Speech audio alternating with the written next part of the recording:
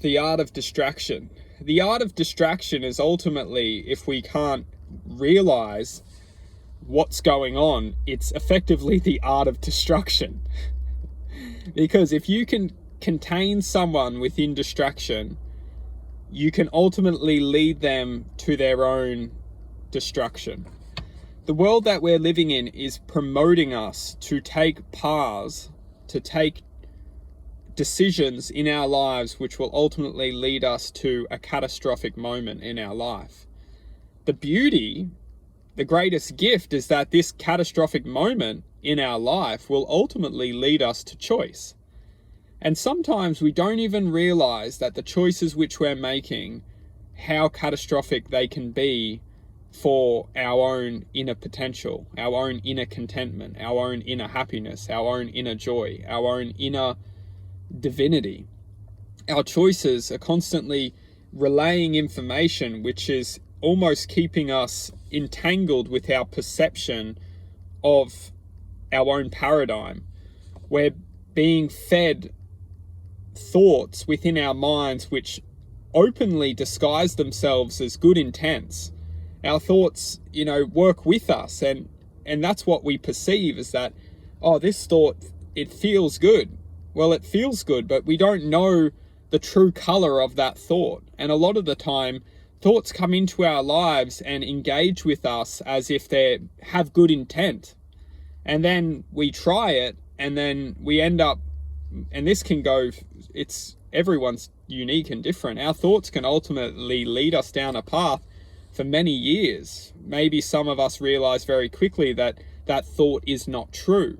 That thought is not true for us. And ultimately, when we take a thought and we go with it, we grow with that thought. We ultimately become the entity of that thought. We become the imagination of that thought, that seed. And thoughts itself are effectively seeds which we plant within our imaginations, and we grow. And what's very interesting is we don't know what that seed, what that plant will be until it flowers. And when we see that flower is toxic, and that thought, that seed that we first initially took and grew with, it led us to becoming bitter. It led us to becoming angered, frustrated, selfish, hateful, and ultimately feeling deserted to our own true potential. And the truth is that our own true potential is ultimately connection to divinity, to the divine, to God, whatever you want to call it, it doesn't matter. Our own true potential is feeling connected, grounded, loving, wholesome, and naturally feeling beautiful, feeling like the essence of creation, feeling like the essence of truth. And that is ultimately what we need to understand, is that every single one of us has the potential to connect to that true seed. And that true seed isn't projected within thought.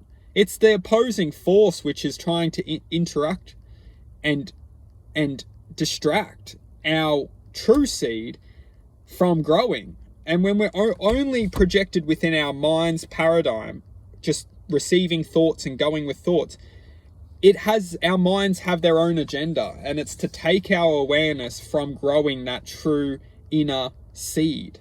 And that true inner seed, we can grow it by reflecting inwards, feeling our emotions, healing our emotions, accepting our emotions, coming back to oneself, learning what makes us feel good, not what makes us think good. It's not about what we're thinking. It's not about, I'm going to do this because it's all in the paradigm.